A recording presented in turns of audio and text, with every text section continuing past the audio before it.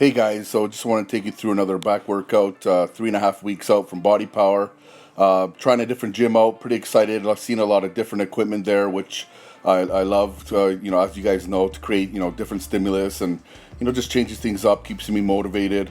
So here I'm starting off with the pullover machine. I would like to start with this a lot if I had one in my own gym. One thing you got to make sure when you're doing these though is really to drive with the elbows. I see too many people make the mistake of pulling down with their hands.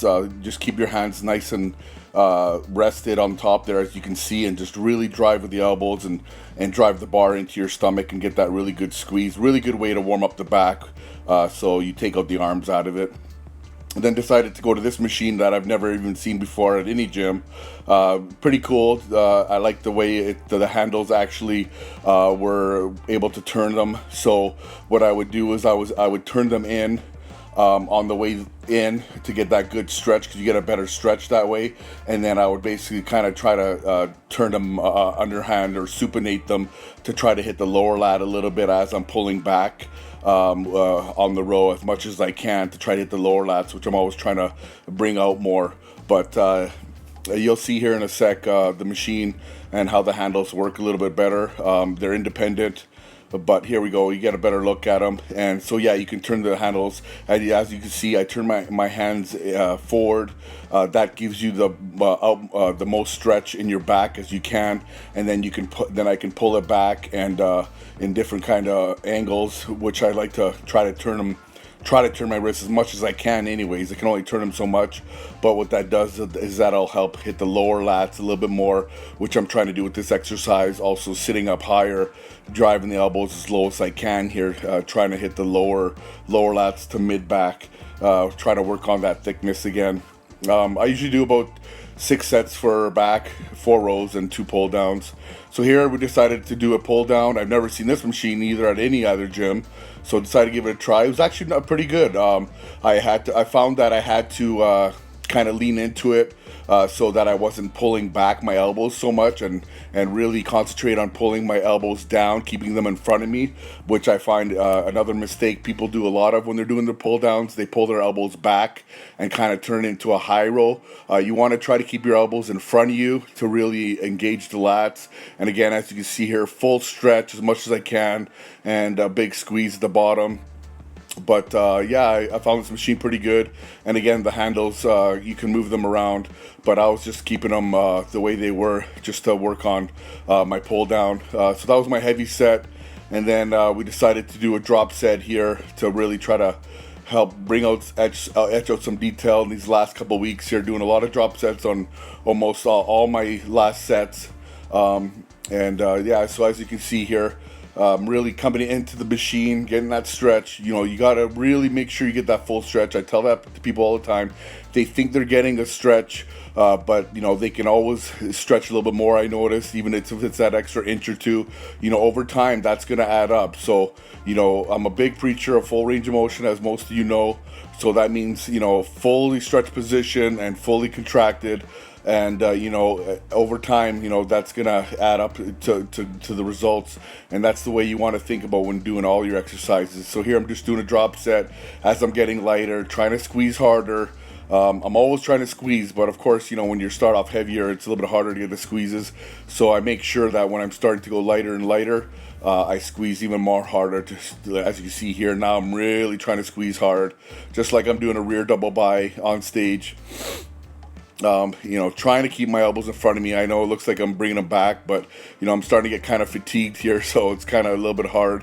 And again, with the style of the machine, it's a little bit harder as well to try to keep your elbows in front of you. But make sure that when you're doing the pull downs, guys, elbows in front of you, pull down with your lats, and instead of pulling back.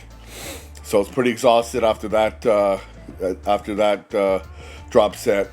Now getting to a little bit more rows, so trying to hit the middle back here. Yeah, I like this machine a lot. You just got to make sure that, if you go too heavy, what happens is it'll pull you actually forward a little bit too much, and it's really hard to get that contraction. So I think I'm just using 3 or 3 1/4 here plates to do this, which is a good weight. Like I said, too heavy, then the gravity really takes over with this machine, and it's hard to really get into that groove. But I like this machine a lot. Going with a nice narrow grip, and keeping the elbows nice and tight. Really trying to bring out that thickness. That's one thing I've been trying to work hard over the years. That's one thing I find I'm lacking a little bit is that inner thickness, the detail.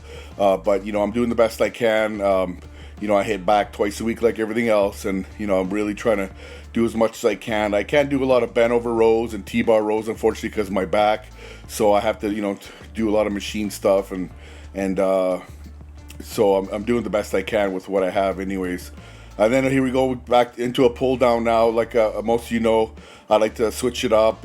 Go from a row to a pull down. Back into a row and then a pull down again, and stuff like that. I find it's just a little bit different, different angle, different stretch, instead of just doing row, and then pull down, pull down, pull down. I like the feel a little bit better. So here we're using the narrow grip.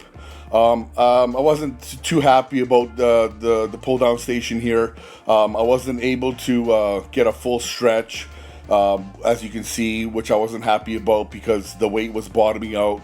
I guess the cable was not low enough. I usually straddle my first set, just to really engage my lats and really, concentrate on the pull down, and then I like to lock myself in and go heavier because I still do want to go heavier. But here I had to straddle in again for all my sets because I just couldn't get that range of motion, and this is the biggest stretch I can get. As you can see here, it looks like I'm getting a stretch, but I'm not getting as much of a stretch as I normally would. I'm missing that extra inch or two, and I really like that a lot. But unfortunately, I can only do what I can here with the machine, so I made the best of it. So like I said, I straddled all the 3 sets. Couldn't go as heavy as I could, but I did what I could, and that's the main thing. And here we go again, last set, drop set. Trying to bring out that detail, getting pretty fatigued here, having a hard time bringing them down, as you can see here. And just going on to my last drop. Here we go, big squeezes again. Like I said, as you get lighter, harder squeeze, big squeezes, big contraction. Trying to bring out that detail. Only a couple weeks more to go here to do what I can. So I got to take advantage of every session now, every set, every rep, like I try to preach to everybody. So that was quite the killer, as they all are anyways. So, and then again, going to another row. Here we're using the low cable row seated with a wider grip, palms facing. I like this grip a bit better than just the regular grip, or even the narrow grip for that reason. For some reason, the narrow grip, my biceps tend to take over a lot, but I find with a wider grip like this, even palms facing, I get a better stretch and a better squeeze. And as you can see here in a sec, I'm really trying to pull it in nice and low into my stomach to try to hit that more lower to mid back. I see a lot of people bringing it up really high to their chest, and that's not necessarily wrong, but they're trying to hit their upper back, and I think there's better exercises for that. Here I think you're better off, where the cable, how low the cable is, to really try to pull it into your stomach and try to hit the lower to mid back and try to work on that thickness. And here we go, doing a drop set on my last set here, and you'll see in a second here, just trying to get the good squeezes here now as I'm getting lighter and lighter, trying to get more squeeze, and try to etch out that detail in the back. And as you can even see, as the workout gets on, I start to get more drier and drier as I sweat, and the more reps and stuff like that too. And here you'll see really big squeezes at the end. As you can see how low I'm pulling it into my stomach, hitting that lower to mid back, big squeezes here. Try to get that, try to really hold it as long as I can. And but I'm getting pretty fatigued here. I'm pretty out of it. And I had to catch my breath here for a quick second. you know, because you know these take a lot out of you, man, a lot out of you, and it's good, but it's good for your conditioning and overall, you know, your overall look.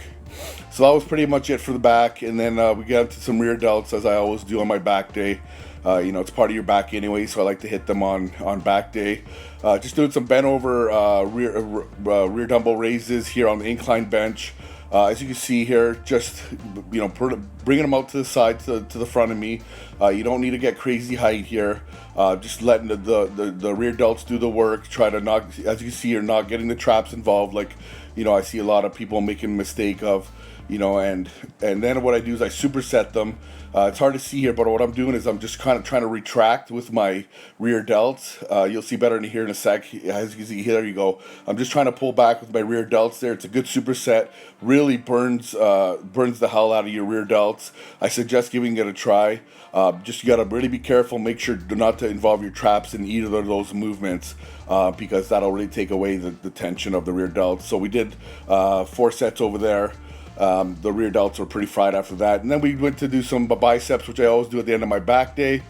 I seen this machine there, and I haven't seen this machine in a long time, and actually I really loved it a lot because, you know, it really puts you in that fixed position, and it forces you just to use your biceps just to curl the weight up, and you can really take it this, you know, to failure, and all you're doing, you know, basically is just using your biceps to curl the weight. I really like this machine a lot because like I said, it just puts the tension on your biceps. Since I was here anyways, I decided to play around with it, see if I can just reverse the grip to change it and hit a little bit my lower head and do like a hammer curl type thing, and it actually worked pretty good. You know, I'm, you know, gripping not too crazy heavy, but here I'm able to hit the, you know, the longer head of the bicep, the lower end, which really fills that area, which I love doing hammer curls every time, and it hits the forearm, the top of the forearm too. You know, I get a lot of comments, and, you know, how do you train your forearms? I actually never train them, to be honest, but they do get trained when I do hammer curls, so that's why I always suggest doing hammer curls every workout.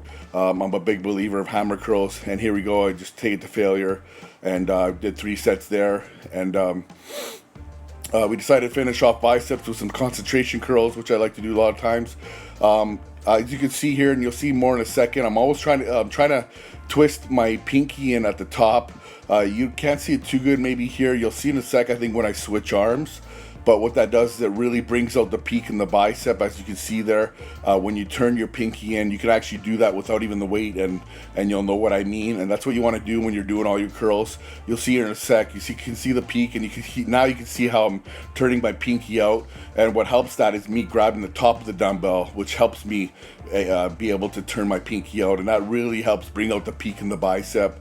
So if you guys want good peak biceps, I suggest you do that, always turning the pinky out. And like I said, you could do that just standing on your own without even a dumbbell, and just turn your pinky out and watch what your bicep does, and you'll know exactly what I mean. And we finished off there with 3 sets of those. And then what I like to do, since I'm there anyways, I always like to do some hammer curls. You know, this really gives you get a good stretch, and can really focus on the good squeeze at the top here. Just make sure, like you can see here, get your leg, the leading leg out of the way, so you're not bottoming out with the dumbbell there, so you can get that full stretch, because that's what it's all about. Get that full stretch at the bottom, and then a good squeeze at the top. You'll see here in a sec as well again. That, you know, that full stretch is the main important thing. You know, I don't like to do no half or 3/4 reps. You know, so get that. You just got to get that foot a little bit out of the way, so the dumbbell will clear underneath, and then both good stretch and a good squeeze. As you can see here, it's really hitting the forearm good too, and the lower part of the bicep. You know, hammer curls are something that, you know, I can contribute to having big arms. I've done them for years, and I really suggest you always put them into your program at least once, or if not twice a week, and really hit them. That's pretty much the end of the workout, guys.